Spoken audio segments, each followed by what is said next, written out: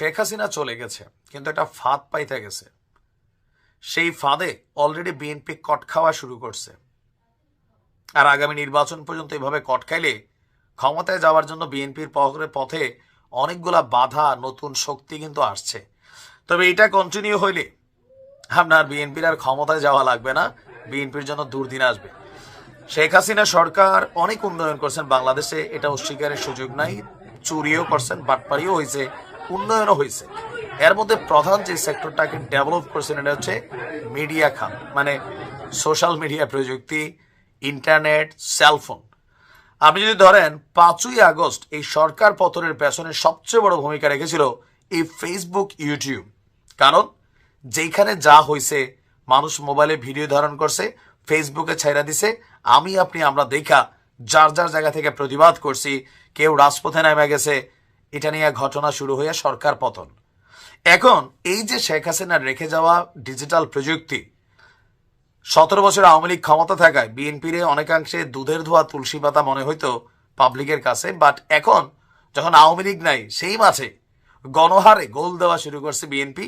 তবে এই গোলগুলা উল্টা ঘোরা শুরু হয়েছে। আজকে জামাতের 4 নেতাকে ভিডিওর প্রথমে যে অংশটা দেখছেন, বৃষ্টির মতন উড়াধুরা 10 সেকেন্ডে মানে 200-400 কিল দিয়ে ফেলছে, মাইরা সমান করে ফেলছে, তাও খোদ ইউএনও অফিসেই। ঘটনার প্রেক্ষাপট পাবনার সুজানগর উপজেলার নির্বাহী কর্মকর্তার অফিসে। ঘটনার প্রেক্ষাপট কি? ভুক্তভোগী এবং প্রত্যক্ষদর্শীরা বলছে, গতকালকে বিকাল 3:30টার দিকে একটি কাজে জামাতের 4 জন নেতা ইউএনও অফিসে যান।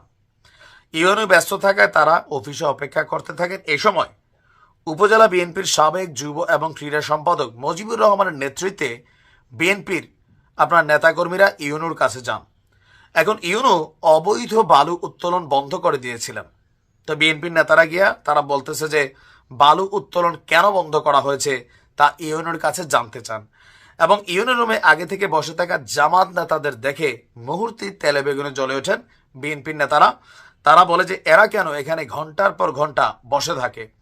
একথা বলেই বিএনপি নেতারা ইউএনওর কক্ষ থেকে বের হয়ে আরো কয়েকজনকে ডাইকে এনে দল পাকায়। এরপর বিএনপি নেতা মজিবুর রহমান, বাবুখা, মানিকা, আব্দুল বাসেদ, আরিফ শেখ সহ 30-40 জন ইউএনওর কক্ষে ঢুকে ওই জামাত নেতাদের কিল, ঘুষি, লাথি, থাবর, চটকানা যা আছে গণহারে মারে। উত্তপ্ত অবস্থায় হামলাকারীরা ইউএনওর দিকেও তেড়ে আসেন। এতে জামাত নেতারা গুরুতর আহত হন। পরে পুলিশ গিয়ে পরিস্থিতি নিয়ন্ত্রণে আনে। জামাত নেতাদের পেটানোর ঘটনায় উপজেলা জুড়ে ব্যাপক উত্তেজনা এই মুহূর্তে। আর জামাতের উপজেলা আমির বলছেন অলরেডি তিনি কয়েকশো নেতাকর্মী নিয়ে ইউএনও কার্যালয়ে যান, ঘটনার প্রতিবাদ জানান।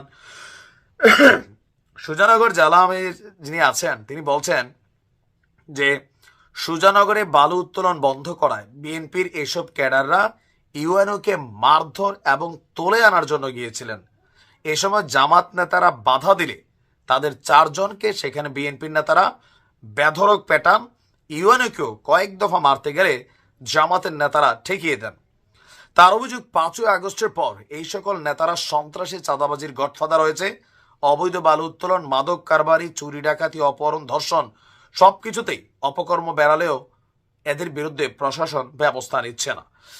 আর এই ঘটনায় প্রধান অভিযুক্ত মজিবুর রহমান তার মোবাইল বন্ধ করে আপাতত চিন্তায় আছেন কখন বহিষ্কার হবেন। দেখেন, মানুষ পরিবর্তন চায়, কিন্তু দৃশ্যত বিএনপির একদম ঊর্ধ্বতন লেভেলে যারা আছেন তারা পরিবর্তনের জন্য প্রতিদিন কথা বললেও, আহ্বান জানালেও, ব্যবস্থা নিলেও একদম গ্রাম পর্যায়ে থাকা, ইউনিয়ন পর্যায়ে থাকা, উপজেলা পর্যায়ে থাকা যে সকল নেতাকর্মীরা আছে, 17 বছরের যে ক্ষুধা, এই ক্ষুধা মেটানোর জন্য তাদের যে চেষ্টা, এটা কিন্তু এইভাবে চলতে থাকলে বিএনপির ক্ষমতায় যাওয়ার পথ, এই শেখ হাসিনার পাতা যে ফাঁদ, সে ফাঁদে আটকে যাবে সোশ্যাল মিডিয়া।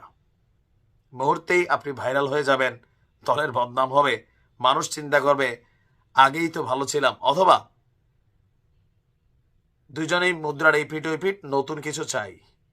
তারেক রহমান কিন্তু এটা প্রতিদিনই বলেন যে জুলুম করা যাবে না, লুটপাট করা যাবে না, 5ই আগস্ট থেকে শিক্ষা নেন। কিন্তু কার শিক্ষা কে নেয়? আপনি লোকাল এরিয়াগুলোতে দেখেন, আছে কোনো নমুনা? ক্ষমতায় যায় নাই, থানা কন্ট্রোল করে। এলাকা কন্ট্রোল করে, সব কিছু কন্ট্রোল করে। আর থানা পুলিশও কেমন যেন বিএনপি ক্ষমতায় যাবে চিন্তা করে জিহুজুর করে।